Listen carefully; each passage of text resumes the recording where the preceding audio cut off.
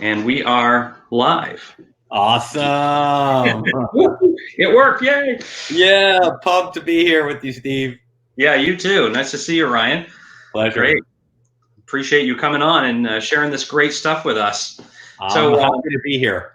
oh, awesome, awesome. So, if you are live or if you're checking us out on the recording, I just wanted to introduce you to Ryan Krane, really great friend of mine, super guy, very knowledgeable, and he is going to share some incredible stuff with us tonight. So, I'm super excited. So, take it away, Ryan. Awesome, Steve. Thank you for the introduction. Always humbled to hear that. I'm really excited to be here with you guys, whether you're tuning in live or you're watching this on the recording. So I am going to give you some tips. And Steve, feel free to jump in if you want to ask any questions or provide any comment. You know, we can get a little engagement going. So Okay. I think the first thing is we're going to talk about is preparing for our workout. So there's a couple of things that we can do to prepare for our workout. It doesn't really matter what it is, whether it's a swim, a hike, a bike, a run, you're lifting weights, whatever it is obviously making sure you got your fluids with you, bringing your drinks with you. And obviously there's so many different drinks that we can drink. And, you know, obviously I'll share a couple of things that I do, but is preparing for our workout. And we know in life, failing to plan is planning to fail. So if I know that I'm going to go for a swim Monday morning at 9, I am going to start getting ready probably between 7:30 and 8 to pack my swim bag, grab my bands to warm up and stretch there, grab my fins, you know, and all the things that I need. So I think first is mentally preparing for our workout, and then thinking what tools do we need to bring with us, because when I swim regularly, there's a lot of people that swim next to me and they're like, oh, geez, I forgot my fins, or I forgot my towel, or, you know, I forgot my shampoo and conditioner to shower, you know, before I head to the office. So I think one is preparing and thinking what tools you need, whether that's equipment or sports drinks or food, and just making sure you're fully prepared and planned. And I know that that's been a needle mover for me with my own individual workouts, is making certain that I have everything ready to go. And obviously that can look different depending upon what I'm doing. So I don't know, Steve, if you've had any thoughts on that as well. I know you go to the gym and you're pretty organized. Yeah, I was going to jump in there and say, I think for me, when I prepare ahead of time like that, it keeps me motivated too. I'm less likely to talk myself out of it. Yes, exactly. Yeah, you certainly want to make sure you're prepped and ready to go for whatever workout that is. And even if you're like, all right, I'm going to just put on my running shoes and I'm going to run outside. A lot of us right now are working out outdoors and the weather's warming up around the country. So that could be like, all right, I got to get my shoes and socks on. I'm going to bring a drink with me and I'm going to make sure I have my headphones, my iPhone, and hit the trails. So I think it's first is making certain that you have the things with you. For me, before a workout, I drink a pre-workout. For me, it's been a needle mover, and I love how I feel. It's promoting fluid hydration, and it tastes good, and it works. So I love that. And then for me, when I swim, my workouts are pretty intense. So I'm physically and mentally exhausted when I'm done. So I'll have a post-workout drink that is awesome, helps optimize recovery. And I'm usually drinking that like as I'm walking out of the facility, grab a quick shower and change, and then that's my go-to. So those are all the things that I do to prepare for my workout. And I think the one thing that you could take away from this point to implement into your life right away is plan one thing that you can do to prepare for your workout. And that's different for everyone. That could be packing your gym bag, bringing your water, bringing your yoga mat, bringing your stretch band, putting your shoes out the night before so you're ready to go on the run. Whatever it is, take one thing that you can do to incorporate it into your daily routine. Great. That's awesome. That's great.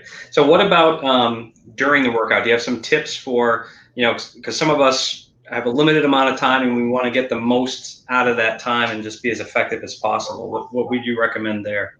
Yeah. So, I mean, obviously maximizing our exercise time is key. And I think is like, first is like, what is the objective of the workout, or what is the objective of that individual? Everyone has different needs and pre-existing conditions and different even amounts of time. Some people are like, only have 15 minutes to work out a day and have no aches and pains and no body issues. So they may be doing some high intensity interval training. And then some people are like, I can hardly get down on the ground or get out of bed or get out of my office chair.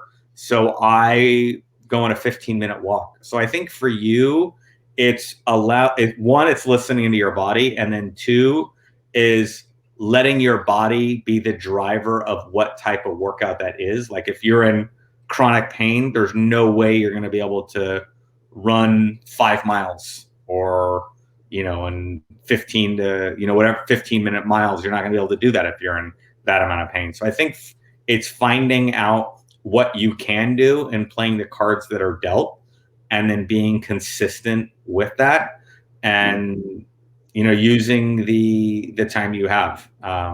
Nowadays there's so many ideas and options to get creative. Gyms are closed now, so for me, I'm out walking. We live in a community where I'm social distancing, and I'm walking 2 to 4 times a day for 10 to 15 minutes. Sometimes it's a leisure walk with the family. Sometimes it's a power walk. Sometimes it's a run. Sometimes it's a hike. So get creative and open your door and look outside what you can do, or look inside what you have. Maybe you have stairs and you can run the stairs in your house for 15 minutes.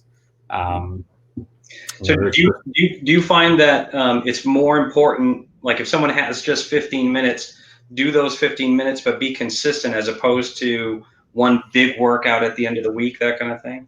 Oh, absolutely. Absolutely. Consistency is key. I mean, it's like, I'd rather have someone tell me, hey, Ryan, I'm only going to work out 10 minutes a day and do it 6 days a week and allow 1 day for rest and recovery.